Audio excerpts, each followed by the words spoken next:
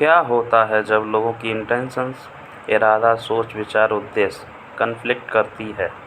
जैसे कि दो लोग एक ही प्रमोशन के बारे में सोचते हैं जबकि एक ही जगह खाली है।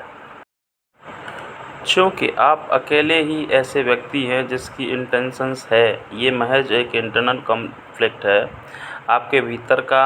आप खुद उस थॉट इंटेंशन को जन्म दे रहे हैं कि दोनों व्यक्ति एक ही पोजीशन चाहते हैं, लेकिन आप ये भी सोच रहे हैं इंटेंडिंग कि एक ही व्यक्ति को पोजीशन मिल सकती है। यानी आप कंपटीशन इंटेंट कर रहे हैं कि यह पूरी सिचुएशन आप ही की क्रिएशन है।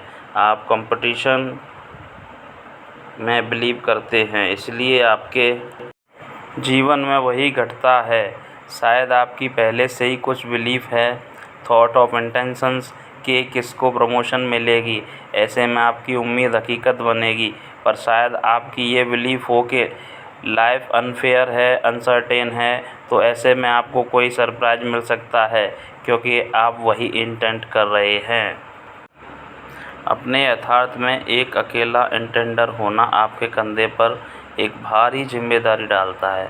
आप ये सोचकर कि दुनिया अनिश्चित है, अनफेयर है, अपने रियलिटी का कंट्रोल छोड़ सकते हैं, पर आप अपनी जिम्मेदारी नहीं छोड़ सकते।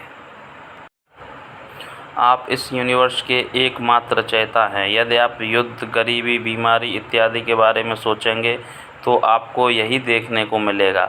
यदि आप शांति, प्रेम, खुशी के बारे में सोचेंगे तो आपको ये सब हकीकत में होते हुए दिखेगा। आप जब भी किसी चीज़ के बारे में सोचते हो तो दरअसल उस सोच को वास्तविकता में प्रकट होने का आह्वान करते हैं। क्या छोटे बच्चों या जानवरों की भी इंटेंशंस काम करती हैं? नहीं, यहाँ तक कि आपके शरीर की कोई भी इंटेंशंस नहीं होती है। सिर्फ आपके कॉन्शियसनेस की इंटेंशंस होती हैं। आप अकेले हैं जिसकी इंटेंशंस है, इसलिए वो होता है जो आप बच्चे या जानवरों के लिए सोचते हैं। हर एक सोच एक इंटेंशन है, तो आप जैसे भी उनके बारे में सोचेंगे यथार्थ में उनके साथ वैसा ही होगा। यह ध्यान में रखिए कि बिलीफ हायरार्किकल अधिक्रमिक है, इसलिए यदि आपकी यह बिलीफ की वास्तविकता अनिश्चित है, अनकंट्रोलेबल है, ज़्यादा सशक्त है, तो ये आपकी अन्य बेनिफिट्स या बिलीफ्स जिसमें आपको कम यकीन है को दबा देंगी। आपके सभी विचारों का संग्रह यह तय करता है कि आपको हकीकत में क्या दिखाई देगा। अगर मैं अपने रिलेशन अच्छा करना चाहता हूँ लेकिन मेरा या मेरी स्पाउस इस पर ध्यान नहीं देती तो क्या होगा? यह इंटेंडेंट कॉन्फ्लिक्ट का एक उदाहरण है। आप एक इंटेंशन अपने अवतार की कर रहे हैं और एक अपने स्पाउस की, तो जो एक्चुअल इंटेंशन पैदा होती है वो कॉन्फ्लिक्ट की होती है। इसलिए आप जो एक्सपीरियंस करते हैं depending on your higher order belief, वो आपके स्पाउस के साथ आपका कॉन्फ्लिक्ट होता है। अगर आपकी थॉट्स कॉन्फ्लिक्ट है तो आपकी रियलिटी भी कॉन्फ्लिक्टेड होगी। इसलिए अपने विचारों की जिम्मेदारी लेना इतना महत्वपूर्ण है।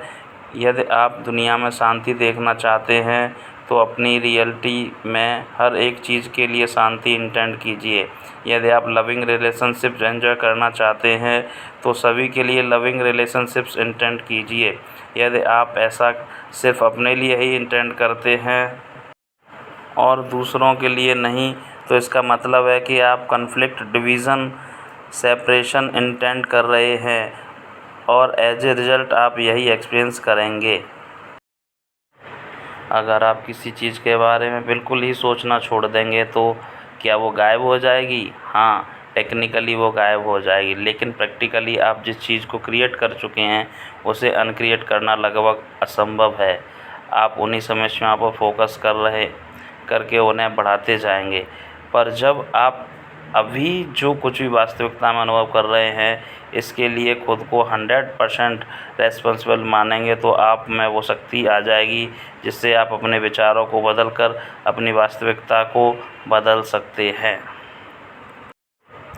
ये सारी वास्तविकता आप ही की बनाई हुई हैं, उसके बारे में अच्छा फील करिए, विश्व की रिचनेस के लिए ग्रेटफुल रहिए और फिर अपने डिसीजंस और इंटेंशंस से उस रियलिटी का निर्माण करना शुरू कीजिए जो आप सचमुच चाहते हैं।